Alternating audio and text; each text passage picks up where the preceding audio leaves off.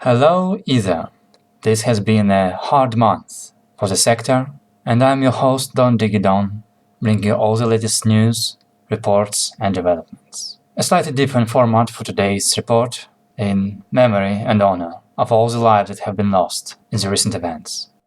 As usual, I will take you through all the news, starting with the lighter ones and ending with our account of the tragedy on Orrello. In today's financial news, the Dukes of Arca continue development of Astonis as a new production facility of higher-rated slipstream drives has been established on the island.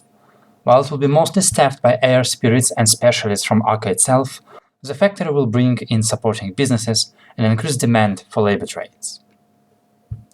Continuing on the topic of slipstream drives, the Zurgate LLC of Mannheim has released a series of experimental rank 4 slipstream drives onto the Horizon market.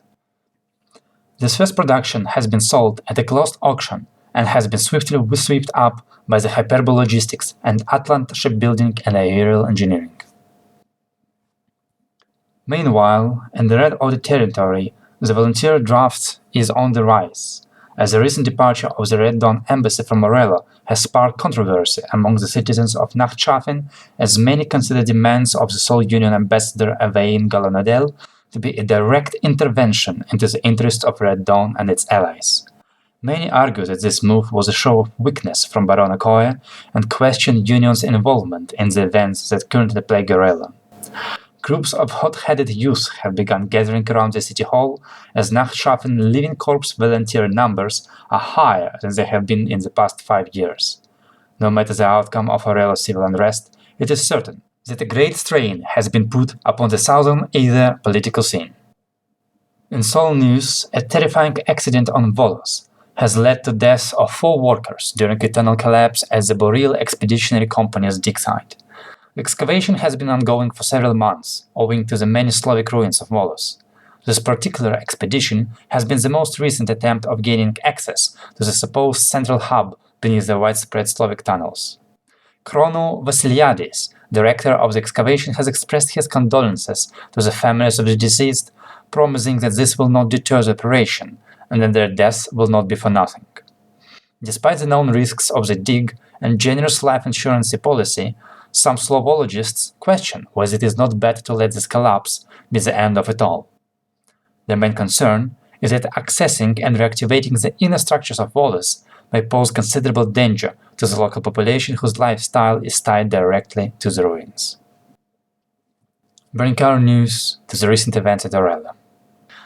After the destruction of Orrello Police Department, security on Orrello has been placed into the hands of a youth security group, a patriotic volunteer organization. They were tasked with prevention of separatist movements and peacekeeping.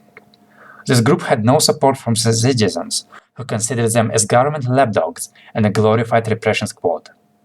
This confrontation came to a climax during a raid of the YSG on a civilian warehouse suspected of storing unlicensed small arms. The gathering onlookers have come too close to the perimeter, as the YSG began escorting arrested individuals to the patrol truck. One of the arrested had attempted to escape, and the YSG retaliated with deadly force. Instead of running away, the observing civilians have pushed through the security line and attempted to apprehend the YSG operatives. A firefight broke out, with the YSG utilizing repeating crossbows against the crowd.